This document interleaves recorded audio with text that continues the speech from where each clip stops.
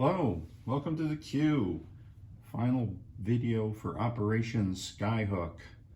And I'm going to go over some of the goals that the Axis had at the beginning of the game, what we were setting out to do, and look at some of the pacts and treaties that were floated around by all parties. Now I can only speak to the ones that the Axis were involved with, but I know there was a lot between the Comintern and the Allies, and one that apparently set off a rift at the beginning, which I titled this video "The Perfect Storm," aided in the Axis getting off to a good start in Spain. And one of the other things too I wanted to look at, there were some questions throughout the war that I really couldn't answer from viewers, because it kind of leads to whether it was a treaty or whether it was a plan where we were going, and I'll try and hit some of those. And I probably won't get them all, but if you think of any, throw them in the comments, and I'll try and answer them that way, the best I can, of course. Because I can only really speak for Germany, so to speak. And then I'll just use the country names instead of trying to, say everyone's name who was playing who, so it's a little more clear. Just note that Mr. Scrubbert started off as Italy, and it was January of 1942 when I took over for Italy. So everything before that was of his design and strategies. And I did give him some help. This was his first game, so there was a lot of strategic help, like, battles like going into the desert, the penalties that you're going to need on your dice rolls. So you're going to need to bring more than what you would normally think you would need, into the combats and that, going forward. So I'll just refer to everyone as the country that they were playing. So we'll start off with some goals before we'll finish up, I believe. Well, we'll start off with the victory points at the end of the game, and then we'll go into some goals, and then we'll look at what made the perfect storm for the Axis. So on the victory points, I've got them all chipped out here, and the Allies, at the time that the game ended, had 9. Comintern had 2, and then the Axis had 18. Now, the Axis obviously is going to go down, and really, honestly, I think Comintern is going to go down as well. But the Allies, I don't know where they were going to get, and I've got some off to the side here that are possible, picking up points. But I don't think the Axis were going to go down enough for these to catch up. Like obviously the Monroe Doctrine for the USA, they had moved their fleet down here, to come down and clean up Argentina, because that's a victory point. You would need to do that. And then the other one too was the technology. I think eventually they would have got that, so they would have easily picked up 2 more. FEC might have gotten back in the game, but honestly, I don't know, because of the amount of German and Italian units flooding that direction. China's another one too that might have gone down, because without a Comintern presence, I plan on coming into the backside of China and start to to take away their points as well. So. And then again, Japan, showing 2 on the board. Honestly, they attacked Java, and it was a, complete wipeout of both sides. So Anzac was not able to take Java, leaving Japan to have that point in the short term, because obviously that would not have survived with no one there. Well, they do have another transport. I guess they could move that mech, but it's still a couple turns out.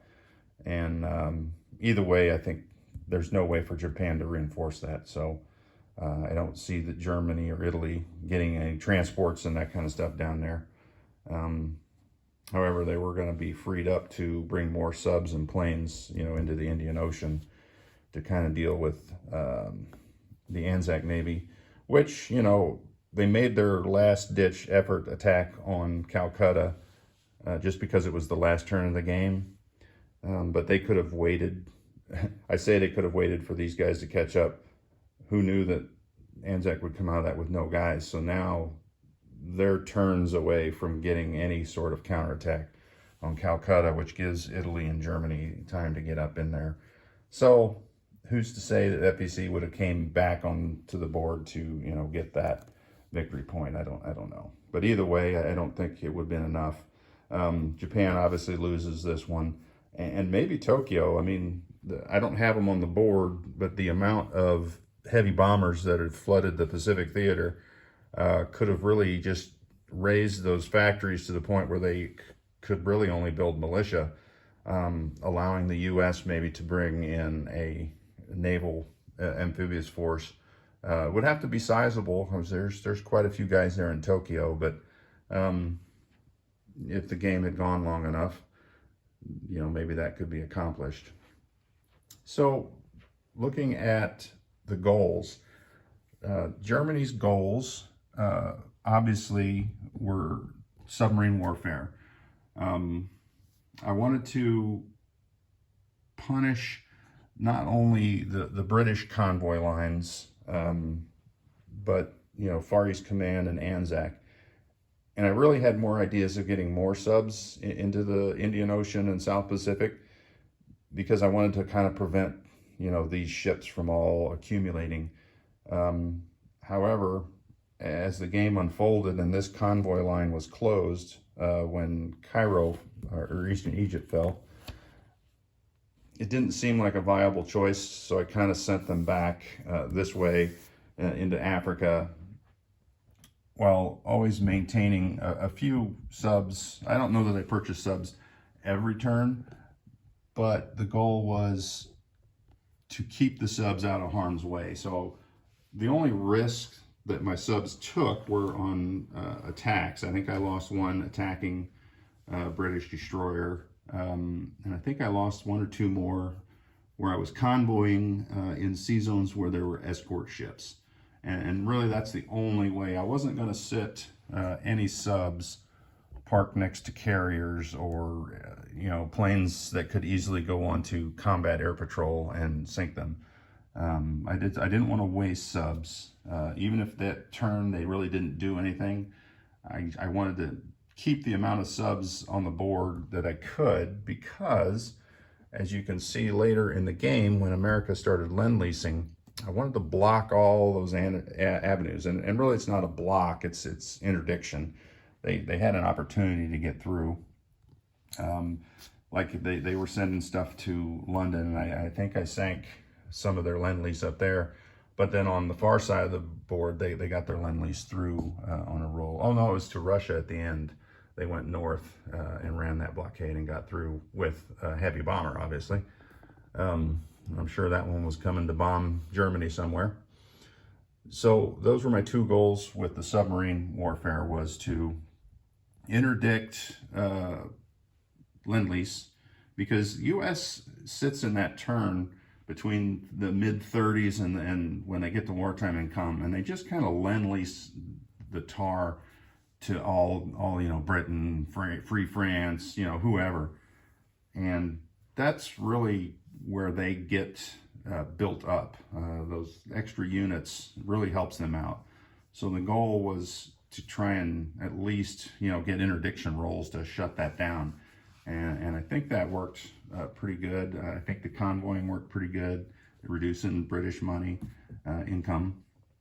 And by keeping the subs out of harm's way, these final two attacks here on the British Navy, you know, I lost a lot of subs here.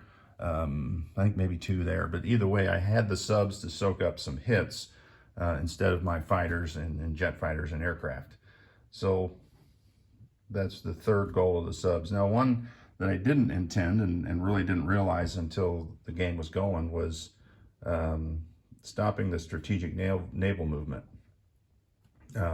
You'll recognize when U.S. was in the First War, they sent all the way to London to infantry on a transport. And it's like, oh, you know what? I could have blocked that had I really realized that I could do that. So that became an additional strategy for my U-boats later on in the game.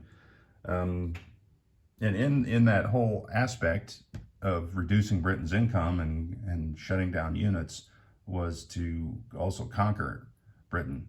And I'll get to why that was a focal point when I get to the treaties and pacts made with other nations. The intention of Russia, honestly, was I don't need to win in Russia. I just need to have some territory in Russia to try and, take away their victory points and just maintain a war in Russia with this main focus being there on Britain, France, and Spain was always, I want Spain to get those planes. There was 3 fighters there. There were some units that I would use to defend Spain, but there wasn't going to be much of a fight in Spain, I didn't think originally. Getting Gibraltar and stacking that would be more critical than Spain. So Italy, their goals, they wanted to get into the war as soon as they could. Not like, a lot of times in this game you watch on YouTube, and Italy just kind of, sits around, they build some navy, and their goal is to get in late war or not at all. But Italy had plans to get in to the war as soon as possible.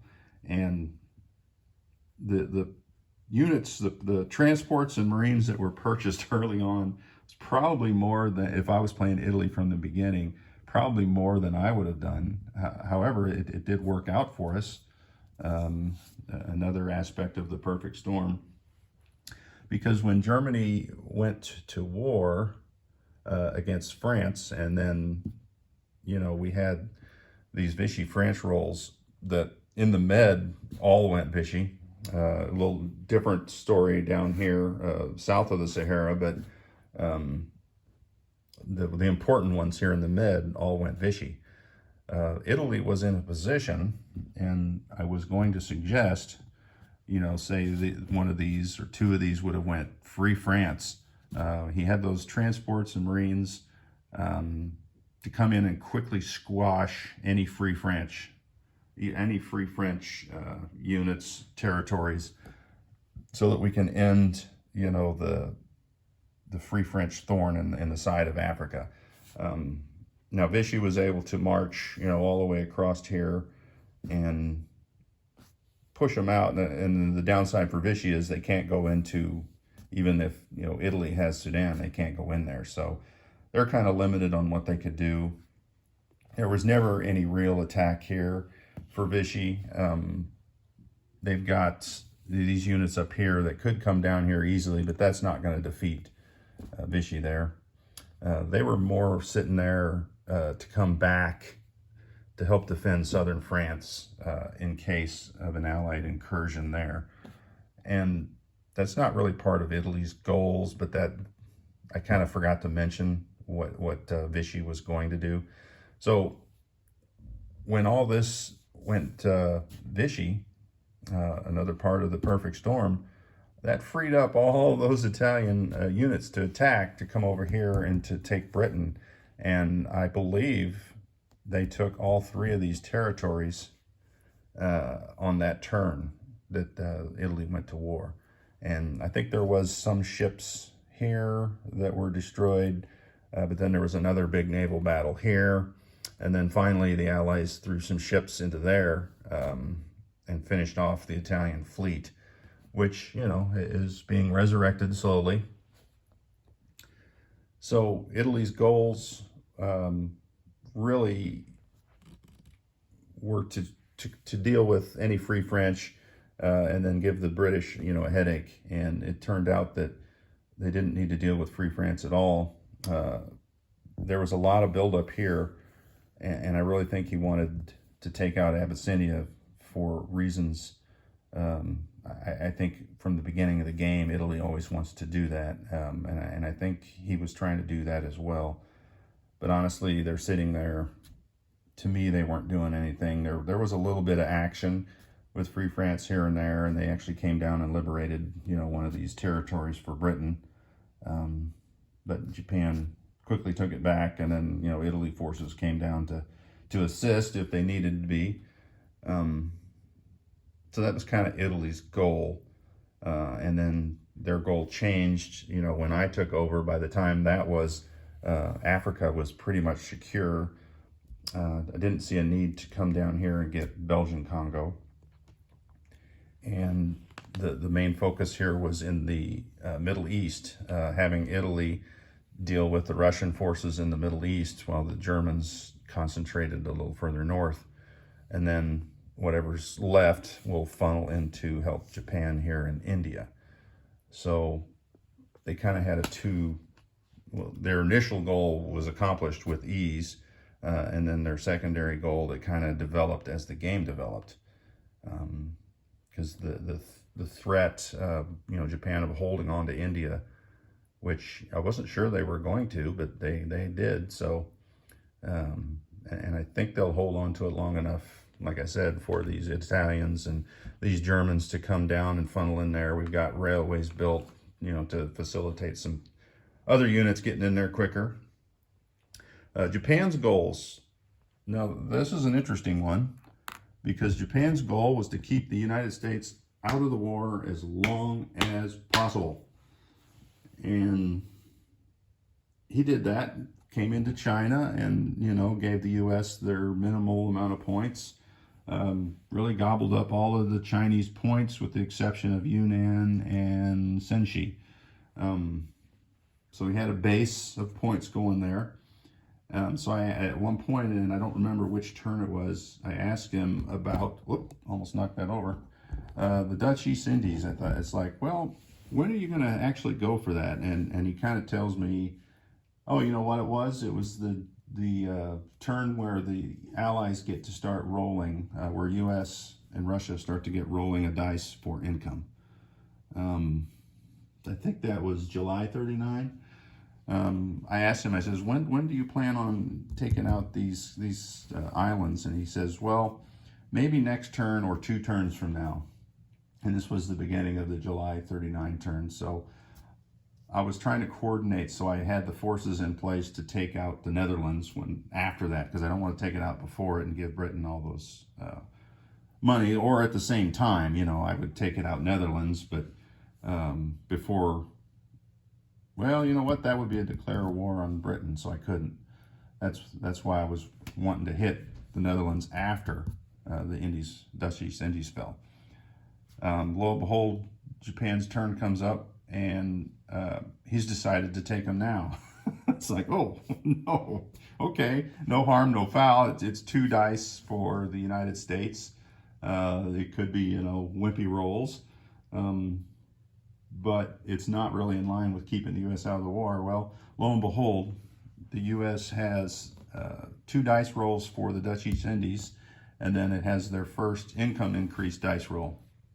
And I think they rolled a 29 or 30. So they went, I can't remember where they were, 15 or 16, somewhere in there. And they went all the way up into the mid 40s. And really only 2 good dice rolls away from being in the war. So it's like, oh, now what? So I think it was the first turn of 40. Maybe that was the turn. It might have been the second turn. Now that I think about it, that after they got starting to roll a dice increase, so that would have put them in higher in the 40s, because I had already taken France. And given the U.S. that increase for their role, and starting to plan out the next layer of attacks when the Dutch East Indies were taken. So on the following turn, I kind of talked Japan into attacking Calcutta, and he's mentioned that it wasn't his turn, or it wasn't his idea to bring the U.S. into the war. But honestly, if we're not losing much by bringing them into the war at that point. With them being in the mid 40s, they can lend lease stuff to everyone, and we can't interdict it. So we'll have 2 or 3 turns. Well, yeah, I mean, the dice rolls could have been bad. That could be. But then the U.S. is just pumping out units to all these nations that we can't touch. And Calcutta, I think, the Far East Command was not prepared for Japan to move on them at that point. I think they were in the same kind of mindset. Well, Japan's just going to keep U.S. out of the war, which makes sense. But he was able to eliminate the fleet with the first strike. I don't know if he used his first strike on the fleet or Calcutta, one of the two. But either way, he was able to take Calcutta with ease. That brings the U.S. into the war. So now I am able to interdict with my subs on the far side of the map, Britain and France, from getting that Lend-Lease. So that was a good idea, I think, at the time and at the moment, and due to the fact that U.S. rolled so well on its income increases for the Dutch East Indies. They were virtually almost in the war. A couple good rolls, really one good roll and one medium roll, and I think they were in. So they were probably in anyway. And at the time, 1941, the end of 1940, whenever that was, U.S. does not have enough to really go to war. So it took them a couple turns to build. Now, granted, they got their extra income to build a little faster. But at the same time, I think they arrived here off Japan about the same turn. If they would have came in, 2 turns later, they just would have got there quicker with all their ships at once, as opposed to, the slowly building up ships and then, matriculating over there. So that was kind of my fault. I didn't really expect the U.S. to go 100% Pacific because of the dire straits that England was in. However, that's what happened, and I apologize to Mark for that, Japan. And the good news for Japan is they didn't let up. They kind of just marched down the coast, capturing all this as much as they could, and then they had time to fortify it as well before the blockade shuts Japan down. And that's my gripe for the game, is the ease that it is for the U.S. to blockade Japan. 3 ships per sea zone. That's pretty weak. With all the coastline, all the ports, all the shipyards, I would hope that would be upgraded in version 4, in the fact that it needs to be a little harder to blockade. In reality, not even in 1945, I don't think the U.S. fleet could sit here in the Sea of Japan without being horrendously assaulted by kamikazes.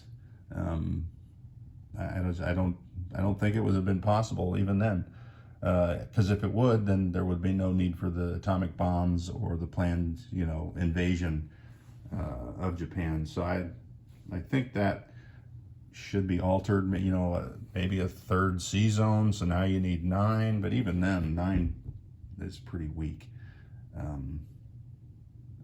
The other thing too is Britain can be blockaded because it's an island. Well, how many sea zones is that? 1, 2, 3, 4, 5. So you got to have 15 ships, and you got to maintain it at the end of the British attack. To me, it seems like, and Britain is I don't think they're as big as Japan, but I'm not really sure the scale of those 2 countries. But either way, I think it's too easy to blockade Japan. All right, so there's the rant. That is over. So the goals, I've stated out what we started out to do, and then of course Japan changed goals by really giving U.S. a lot of income and then bringing them into the war after I kind of prodded them. One thing I think might have been better, and I didn't really see it until it was too late. There was a huge stack here in Kwang Tung. Now, you'll need to leave this a comment here if they could have easily gone into here and here, which are victory points, and used that huge stack to sit in one of those, at least to secure a victory point. I don't think China could come in there until they were a major power. But as you see right now, as a major power, they're up here, you know, fooling around, not fooling around. They're trying to squeeze out Japan and communist China, the CCP.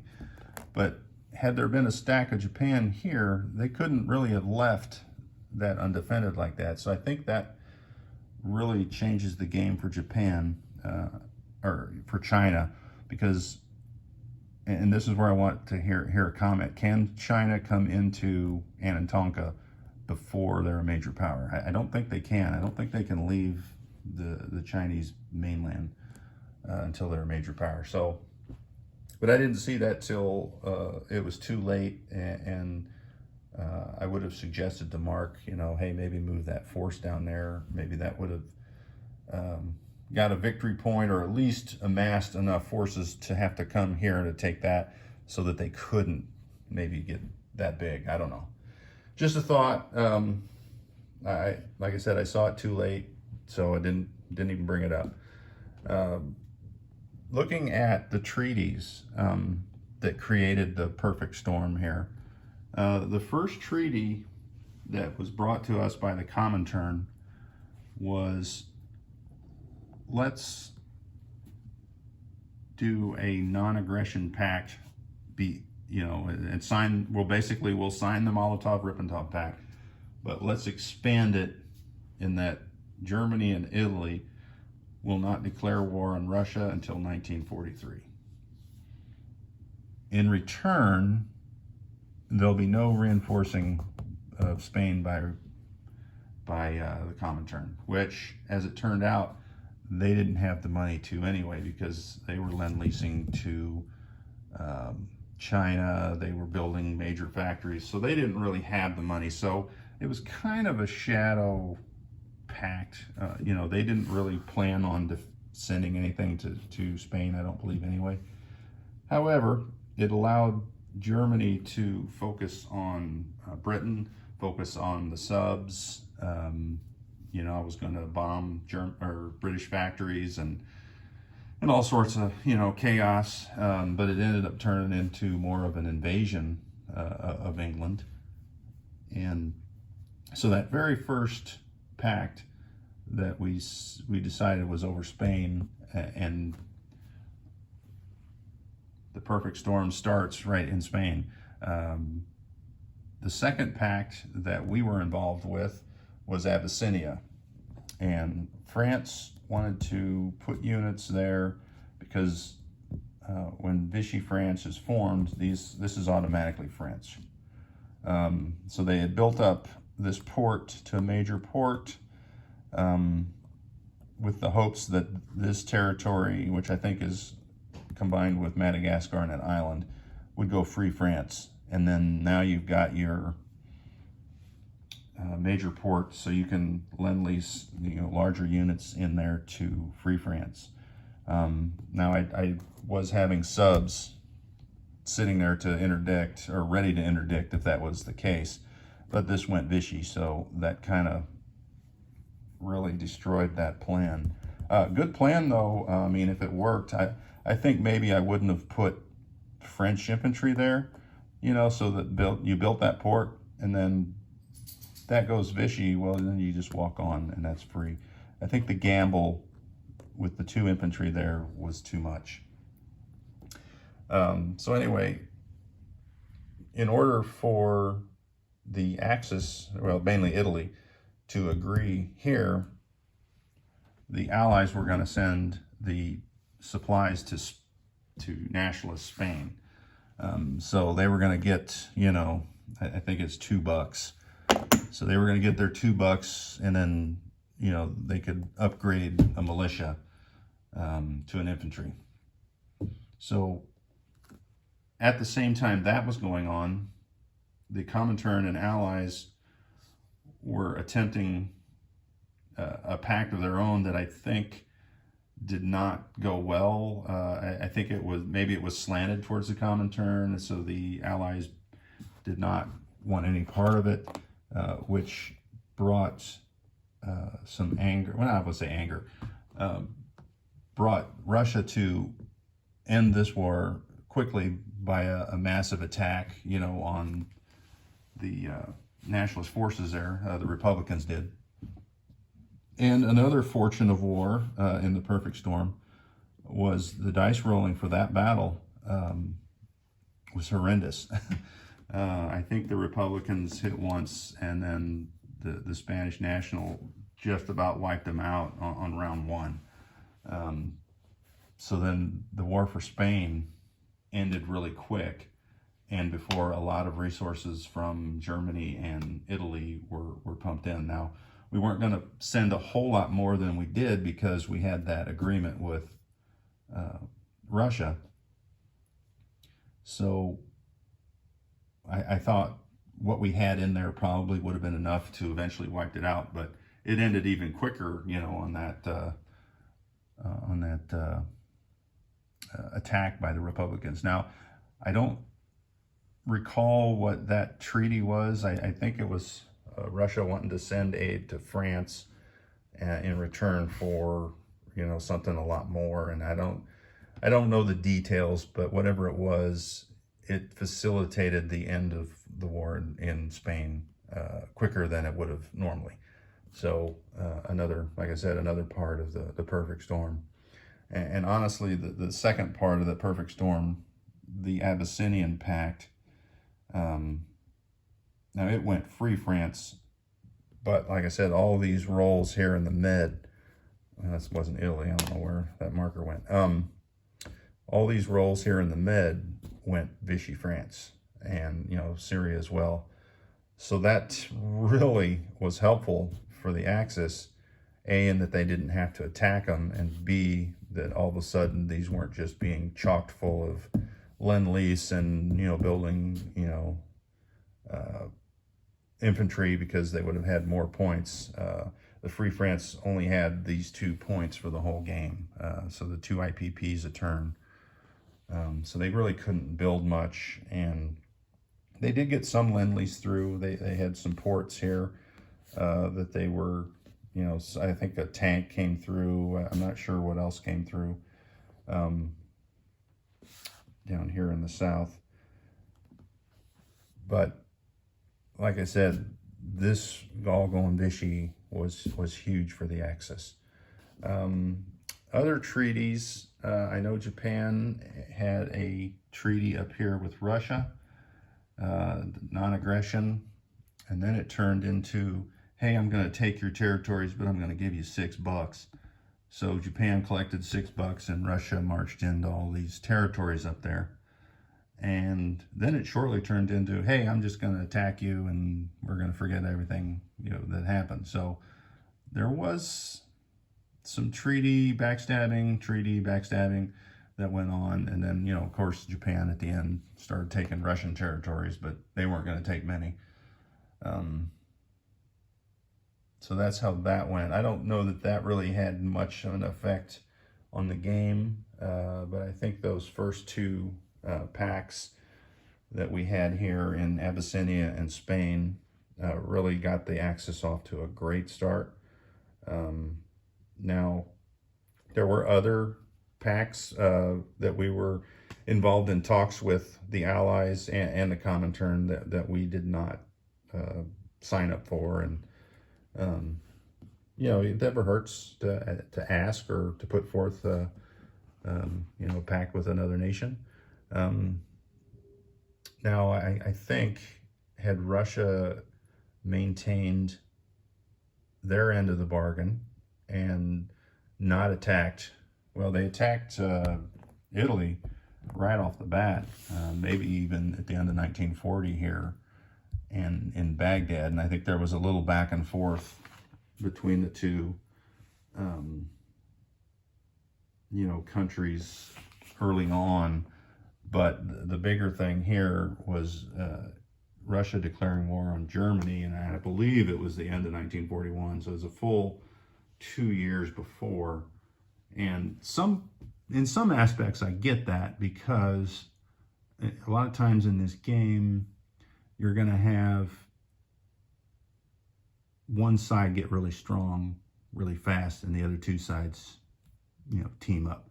A lot of times it is Russia. They'll get a lot of victory points, in the Middle East and Mongolia, and they'll be looking really good. So then everyone piles on them. But so they decided to declare war on Germany, and I think had they waited at least closer to 1943, they would have had more defenses available. Because I think at that point they were in that 50 IPP range of turns. So, but either way, that's how that went. So in my thinking here, the perfect storm really set up the access for a good opening run to get established in Africa, in London, in Spain. And I think those combined together to give us a huge advantage. And then, of course, Japan taking out FEC and South Africa was huge, because now Britain itself, even though it had limited resources, could only build there in Ottawa. So I think that really took Britain out of the game for the most part, for a majority of the game. And I think that helped a lot. So in my mind here, some people might think, oh, it was an Axis runaway, but I think it was really the perfect storm of events that led to this. So I want to thank you guys for watching. It's been a fun game. A lot of crazy things have happened, a lot of rules that I didn't know or weren't completely familiar with were made obvious, and it's been fun, and looking forward to getting back into this game in a YouTube war, hopefully after Christmas or New Year's. Get some things out of the way. I know we have a game live here that we're playing over that Christmas break. So thanks for watching, and we'll see you next time in the next YouTube Wars. And until then, keep rolling dice.